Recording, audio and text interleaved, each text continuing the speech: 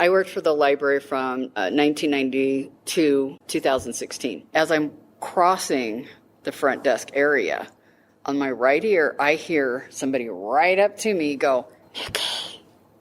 I kind of looked around, no reaction, so I thought, okay. And then a bit later, walking across, I hear, Mickey. And it's like breath on your head. It happened 3 times. And Marilyn, she said, you've got a funny look on your face. What's wrong? And I says, okay, don't think I'm crazy, but somebody said, Mickey, in my ear. And then she looked a little funny. I says, what? And she says, they've been doing that to me all week. On this episode of That Doesn't Happen Every Day, in which we interview everyday people about things that don't normally happen every day, we go to the Sweetwater County Library in Green River, Wyoming, and I get a little bit more than I'd bargained for. There it is. I'm pulling up to the Sweetwater County Library. En route to the library, I'd sent Mickey a text saying I'd be 12 minutes late and that I was sorry. She sent back a response. I said, it's okay. We're having some activity. I wasn't sure what that meant, but given the reputation of the library, I hoped that I was misreading the text or that it had been auto-corrected wrong. I don't know, maybe they mean something spooky's going on. I hope not.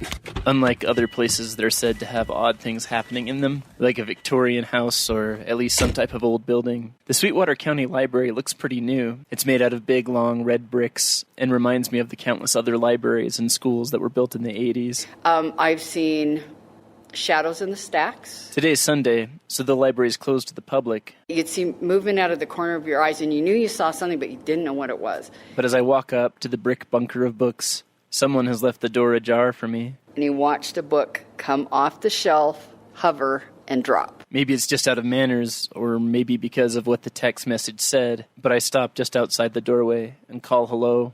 I apologize for not having audio of this, but I never approach a place with a camera or audio recorder going because I think it's rude. I saw a gentleman, blonde hair, in a tan jacket, and he comes out from the stacks, and it was steps, 1, 2, 3, gone. No one responds from inside the building, but after I go in, I think I hear a woman's voice coming from an open room upstairs. Then I see 2 women working at a table straight ahead of me on the ground floor. One of them is Mickey Gilmore, and she's surrounded by little black boxes and other electronics that I find out are ghost hunting stuff. Mickey is more than willing to share her spooky stories from the library. Out of the corner of my eye, I saw someone, so I turned, and there was this lady standing there, and there's the counter, so you could only see about chest high to her head, and she had either short or pulled back hair. It was medium brown. She was Caucasian. She had a cream color shirt that kind of looked very old-fashioned, I have to say. And then I couldn't see the rest of her, but she only looked straight ahead, just like... Mickey pauses to cross her arms and glare creepily into the distance, straight ahead. No movement, no anything. And she didn't interact. I says, we'll be with you in just a minute, because it was busy time at the library. So I kind of thought it was odd, but, I had work to do. So I hollered at the youth services lady, and I said, Hannah, could you come? And she goes, I'll be right there. And Hannah comes, she goes, what lady? And I says, well, wait a minute, where'd she go? Well, where she was, you would have had to have gone past me, the lady I was working with. Hannah would have bumped into her. Elise would have seen her. No one saw her. So we all went looking. The lady I was waiting on, her name was Jackie, and she said, Mickey, I saw her too. And so we never found her. She couldn't have got past us. Mickey had another experience with someone who was there and then suddenly wasn't when she was giving a tour and the library was closed. And as we got to the young adult area towards the back of the library, and the lady next to me taps me on the shoulder, she goes, who's that? And I looked over, we all looked over, and she took off running. So there was no sound, but you saw her run. And we all took off after her. There's no way somebody could have been in there. You would have heard the running. She would have hit the door. The door's a little ways away. She could never have made it. We searched the building. Nothing. I knew what we saw. And it still gives me chills to think of it. When we come in the mornings, we'll find books that have been pushed off of the shelf. That's Tiffany Kana. She still works at the library. You can tell that they've been pushed because they're not, like if a book were to fall off the shelf, it would be kind of close. You'll find them quite a distance from where they were actually shelved. They're pushed so hard that The latest one, it actually broke the spine on the book. That's become quite a regular occurrence to have that. Tiffany's experiences with the strangeness in the stacks actually started before she ever worked there. So my first experience in the bathroom with the lady happened when I was about 8 or 9 years old. And that was in like 1982, 83, when the building was fairly new. And I happened to look up on the wall and I saw an old woman's face. And she looked like she was mad. She looked angry. But it could have just been the way that she looked because, I don't know, I was a little kid. But a lot of kids report seeing a woman in that bathroom. I literally went into the first stall, and there were 4 stalls in our ladies' room. And there was a little girl in there at the time, somebody we knew. She was in the library all the time. I was in the first, she was in the second. She comes out before me, and I hear a woman's voice, and I thought, well, that's odd. And, you know, we're always kind of protective of kids, and we keep an ear out. You could hear her voice, and the little girl starts to leave. She goes, now wash your hands. And I thought, so I peek out, and the little girl's looking up towards the area where the handicap stall is. There's no one there. And the little girl gives her a smile, washes her hands, and she leaves. And I'm like, okay, I'll wash my hands too. Ironically, during the interview, I had to break to use the restroom, and while Mickey and Tiffany tell me that the men's room is not as haunted, it didn't make me feel much better. I ended up using the urinal in the corner while looking over my shoulder the whole time. After hurrying back from the restroom so I wouldn't be alone in Green River's creepy library, I thought I was safe back at the table with my favorite librarians, until Mickey started talking about sightings of a former librarian. Kids have reported seeing the lady with the glasses, and they described her. She went by Bess. One of the ghost hunting gadgets' lights goes off. Is it going? Oh, K2's going off. Hi, Elizabeth. And while Mickey is thrilled, she can tell by my expression that I'm not. In our estimation, you have no reason to be afraid. I'm a chicken. That wasn't a ghost. That was me. I'm a chicken. If you've listened to the show before, you know that I love ghost stories, but trying to actually reach out to them has never been something I've wanted to do. I already feel like my life is confusing and crazy enough. They are keeping their distance a little bit because I think they feel that you're a little uneasy. The other reason why I think I'm uneasy isn't just because of the creepy vibe. It's because of something I already knew about the library. It's based on physical evidence that makes the ghost stories seem even more plausible. Mickey talks about one of the many findings that add to the belief that the library might be haunted. I think it was 1996. I was part-time. There was some pipe works going on down below the library, and as the digger went in, it brought up bones. And they found 2 caskets, and it had broke the one open, and literally, sadly, the head came up with it. So everybody freaked out and caused a big commotion, let me tell you. Mickey wrote a book called Spirits in the Stacks, Tales from Sweetwater County's Haunted Library. Inside of it, you can see a photo from the skeleton exhumed that day, as well as a picture of Charlie Love, an anthropologist from Rock Springs, examining a skull. So how do 2 bodies end up on the grounds of the Green River Library? This was the place where the old city cemetery sat. The town grew around the cemetery, and then it got to the point where it was too full. So they decided they needed to move the cemetery. They proceeded to unearth remains and take any markers and move the people, the remains, up the hill to the newer cemetery. The thing is, removing human remains, especially from old Western cemeteries, can be more complicated than you'd think. In the old days, they didn't have the regulations for burial as we do today. And what happened, they believe, is they found remains without a marker.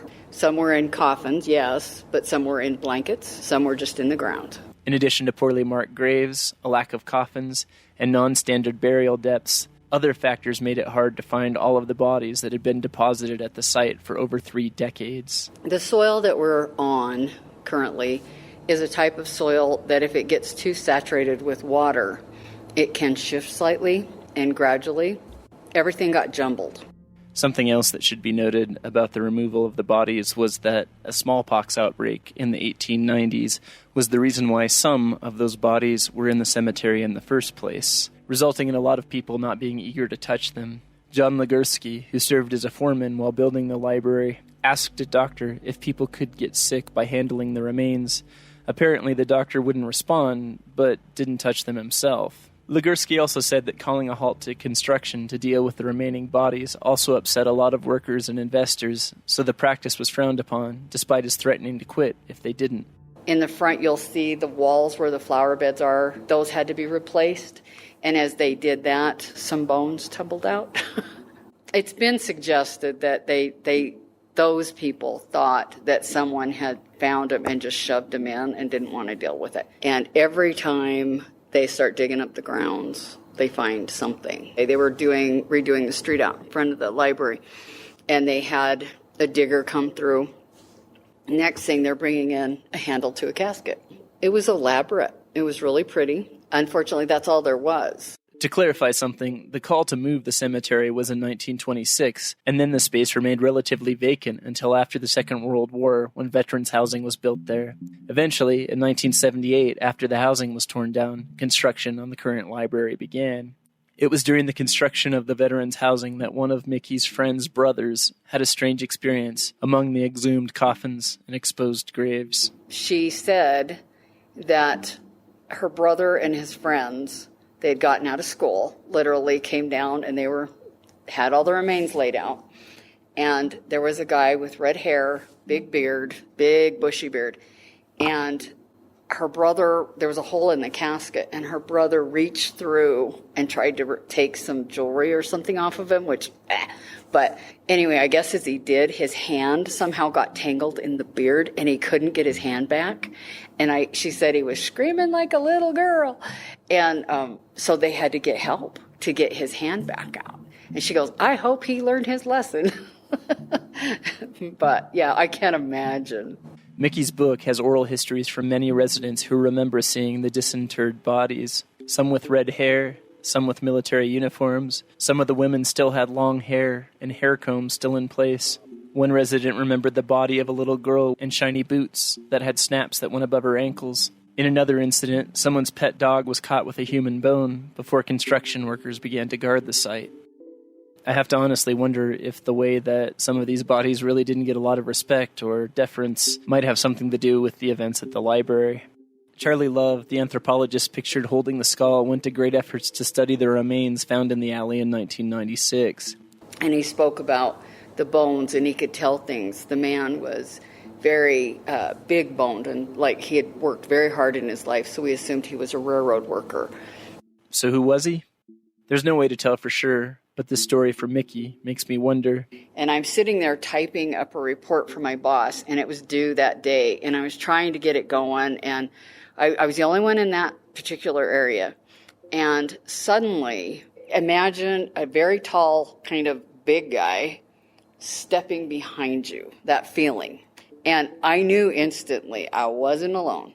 And all I could think to do was say, please understand, I'm sorry, but I have work to do. I know you're curious about me. I'm curious about you too, but please understand, I have like an hour to get this finished. So I pleaded with him again. Well, on the third time, I felt it kind of lighten a little bit, and then he stepped off, and he was gone. I've never felt threatened here. I haven't.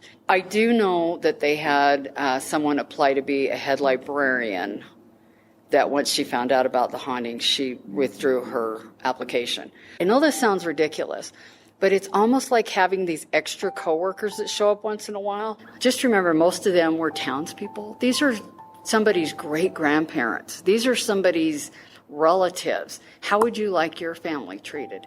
So this is why we push, be respectful, be kind. As we started to conclude the interview, I mentioned the woman's voice I'd heard coming from upstairs. The staff lounge is a pretty active place. And if you want to go up there before you leave, let us know.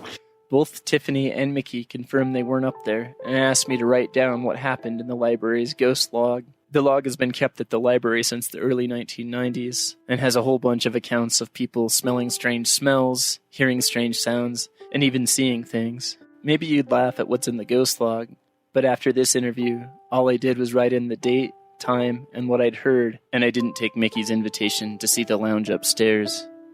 Instead, I got into my car and drove further up the hill from the library.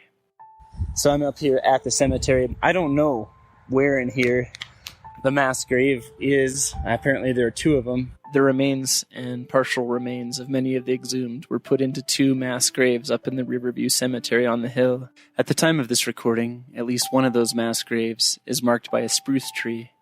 But Mickey says that's going to change soon. They have agreed to pay for the expenses. We are getting plaques made. The city will place them in concrete bases. The plaques are ordered, so in about a month, maybe a month and a half. I hope that soon they'll be given proper honors and proper grave markers, and I hope maybe that'll help people be at rest. I asked Mickey and Tiffany what they think. I don't think the hauntings are going to stop with the plaques. We still believe there's probably going to be more, because at times they definitely find bones.